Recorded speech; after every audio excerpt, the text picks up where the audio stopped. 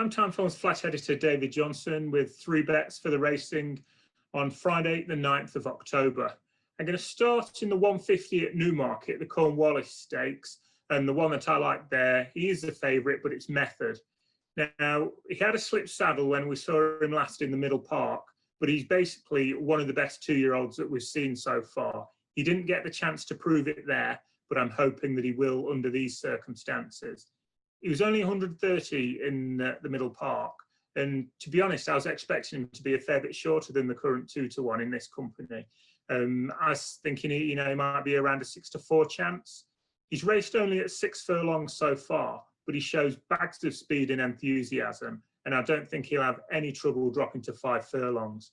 He's basically got a big class edge in this field. He's £9 clear on the Timeform ratings, and I think he's going to be tough to beat. I'm going to go to York for my second bet, and that's in the 240. Now, Favourite Moon is the market leader, but I think he's going to be vulnerable.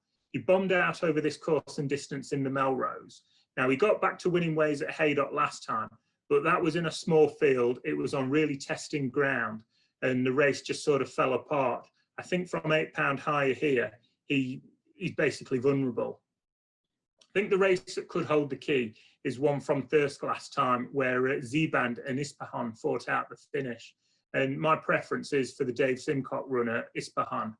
He was conceding experience to Zeband there, and he just got worried out of it. But the fact that he traded at 1.11 in running, it suggests how basically he looked sure to win at one stage.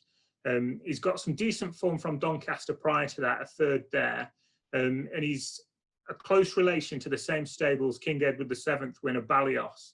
I think he's still open to plenty more improvement from a mark of just 81, and I think he's a good bet at the 6-1 available on Thursday evening. Now I'm going to go back to Newmarket for my final bet. This is a long shot selection, and it's in the Fillies Mile at 335. And the one that I'm going to suggest is Dubai Fountain. Now, she doesn't have the longer term potential of some of these, I'll certainly admit that. But she was only beaten 3/4 of a length in the May Hill Stakes by Indigo Girl. Indigo Girl, she's a 3-1 shot and is disputing favouritism, whereas Dubai Fountain can be backed at as high as 20s. I think it's possible that she's going to get the run of things here. Looking at the weather forecast, it suggests there's going to be a moderate tailwind at Newmarket, so I think being up with the pace might be a help. She's also drawn in stall 1, and the stalls are on the far side of the track, so I think, again, there's a good chance she could get the run of the race in that regard, being able to bag the rail. I just don't think it's too hard to imagine PJ McDonald riding her, being able to get her into a rhythm like she was at Doncaster, and I'm hoping that she'll be tough to pass, given she's a really straightforward ride and she's pretty likeable. She'll keep finding, I think, and she could be difficult to get by. She makes a fair bit of each way appeal at 18-20-1, particularly with Skybet, who were the one firm that I was noticing were paying 4 places.